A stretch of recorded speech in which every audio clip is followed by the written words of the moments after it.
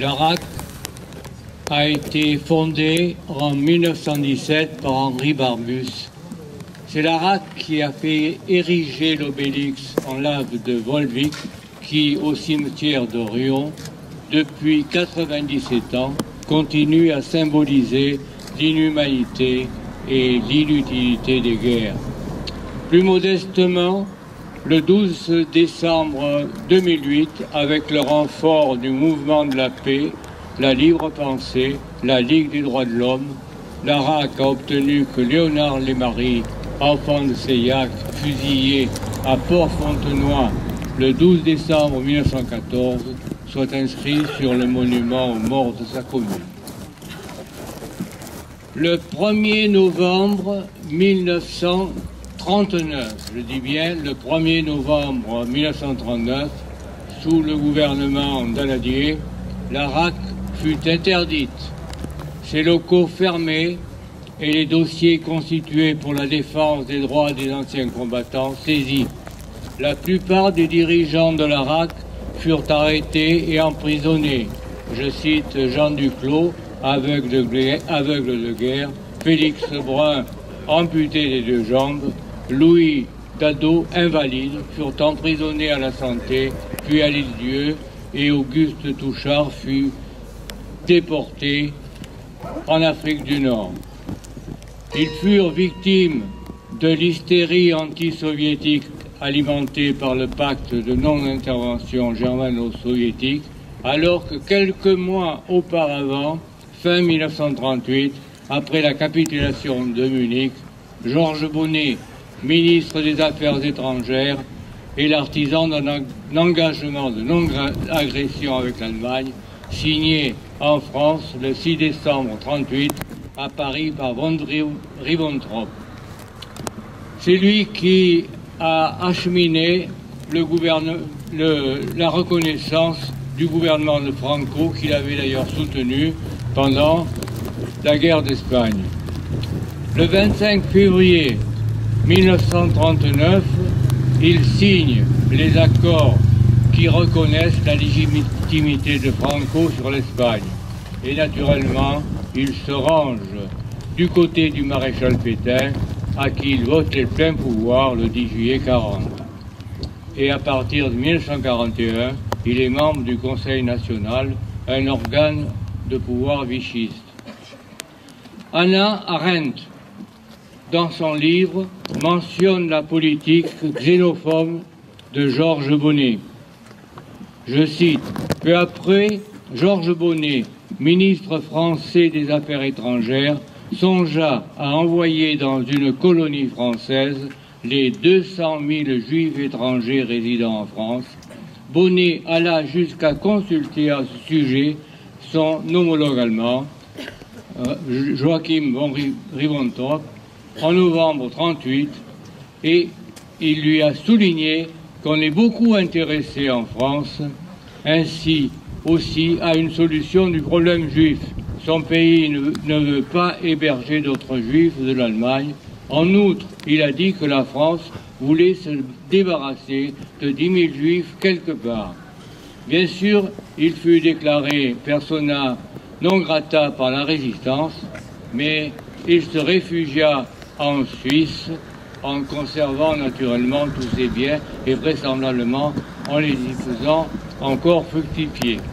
Et il rentre en France quand il sent que le vent a tourné et que Jules Mock a fait tirer sur les mineurs en grève.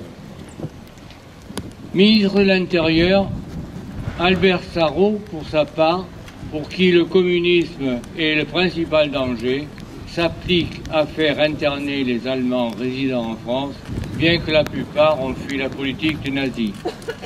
Considérés comme des sujets ennemis, ils sont internés, en particulier au camp des Milles, à côté d'Aix-en-Provence. Et naturellement, le 10 juillet 1940, Sarraut vote en faveur de la remise des pleins pouvoirs au maréchal Pétain. Et quelque temps plus tôt, avant Munich, Chamberlain est venu rencontrer Hitler qui lui promet d'attaquer l'Union soviétique début 1939 si les puissances occidentales lui livrent la Tchécoslovaquie. Hitler fait valoir que son réarmement n'est pas au point, mais que si on lui donnait la Tchécoslovaquie, grâce au cadeau de la ligne Maginot tchèque, aux 1500 avions, au matériel de l'armée tchécoslovaque, les armes et munitions, équivalent à 3 ans de production de toutes les usines de guerre du Reich et à l'acquisition des fameuses usines Skoda qui sont supérieures à celles de Krupp. Il pouvait au printemps 1939 entrer en lutte contre l'URSS. Donc le différend subi demande une solution sans retard. Aussi voit-on Chamberlain prendre l'avion pour voir lui-même Hitler. Ce sont les entrevues de Berchtesgaden et de Godesberg. La thèse de Hitler, bien sûr, l'emporte et Chamberlain est censé avoir sauvé la paix avec la complicité de Daladier. Le 20 février 1933 aussi, il faut rappeler qu'un mois avant les élections générales, une réunion secrète se tient à Berlin autour d'Hermann Göring et du nouveau chancelier Adolf Hitler. Elle réunit la crème de l'industrie et de la finance. Parmi les 24 hommes, il y a Gustav Krupp, Wilhelm von Oppen, le patron de Siemens, DG Metall, DG Farben. Et Göring leur dit, messieurs, vous venez d'entendre le chancelier Hitler, nous voulons une victoire aux élections du 5 mars pour stabiliser l'économie de l'Allemagne, éradiquer les communistes et supprimer les syndicats pour établir le pouvoir du chef d'entreprise. Hermann Göring exhorte donc ses industriels à donner aux nazis tout l'argent qu'ils réclament aux élections. Le nazisme s'effondrera, mais BASF, Bayer, AFGA, Open, IG Farben, Siemens, Allianz, Telefunken sont là, parmi nous, entre nous, des noms qui nous sont toujours familiers, comme si la Deuxième Guerre mondiale, ces crimes et ces massacres n'avaient pas eu lieu. Tous survivront au régime. Aujourd'hui encore, notre quotidien est le leur. Ils nous soignent, ils nous vêtent, ils nous éclairent. Ces noms existent encore, leurs fortunes sont immenses. Et je voudrais avoir une pensée pour Evo Morales, qui vient d'être démis de ses fonctions par les multinationales qui vont pouvoir, disons, maintenant exploiter le sous-sol de cette région et toutes ses richesses. Merci.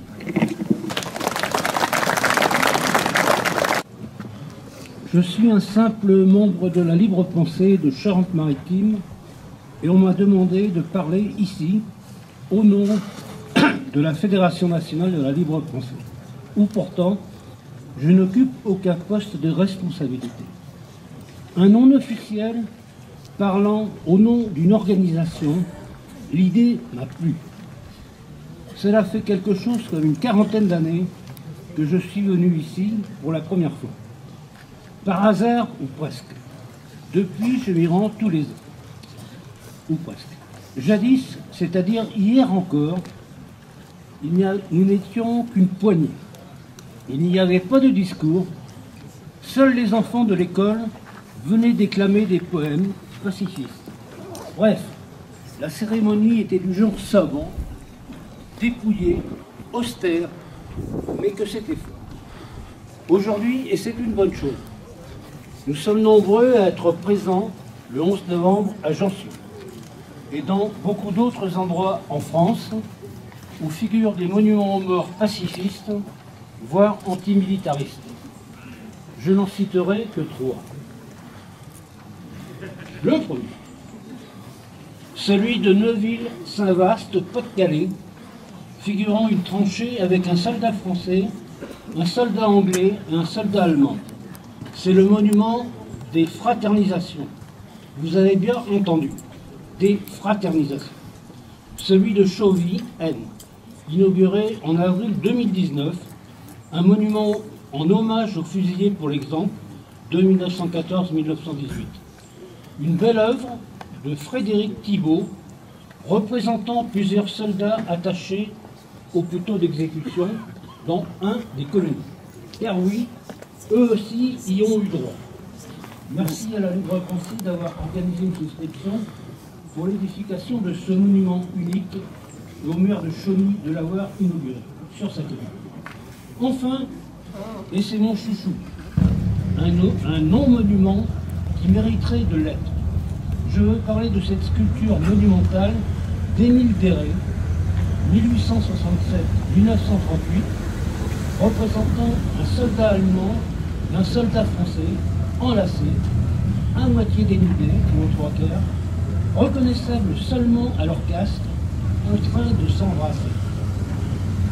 L'épitaphe étant réconciliation et le sous-épitaphe une pure appui.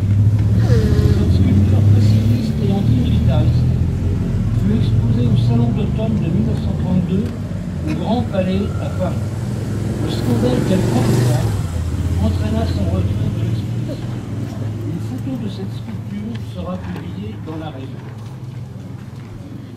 Est-il besoin de le préciser après vos discours? Je n'ai rien de particulier à rajouter. Tout a été dit. Je me permettrai juste de me réjouir de nous voir si pacifistes, libre-penseurs, libertaires, syndicalistes, écologistes, militants associatifs, simples citoyens, jeunes, vieux, hommes, femmes, tous et toutes des cœurs purs, pour clamer maudite soit la guerre, et que désormais, pas un homme, pas un sou, pas une heure de travail pour la guerre. Quelque part, par-delà nos différences, une unité est en train de se mettre en branle contre la guerre, contre le militarisme, contre le capitalisme, mais aussi et surtout pour la paix et une société d'où serait bannie l'exploitation et l'oppression de l'homme par l'homme, le pillage des biens communs, la destruction des conditions de la vie humaine sur cette planète. Ayons conscience de cela. Nous sommes en train de redécouvrir l'esprit de la Première Internationale. Dans cet esprit, on nous pardonnera donc de conclure par quelques poèmes et citations. Première classe, couchette. Adjudant-chef. Capitaine fracasse. Un lieutenant vaut mieux que deux couloirs. Général de brigade, général de division, général de Gaulle, maréchal nous voilà, Pétain, quelle armée. Jean-Marie Dedu.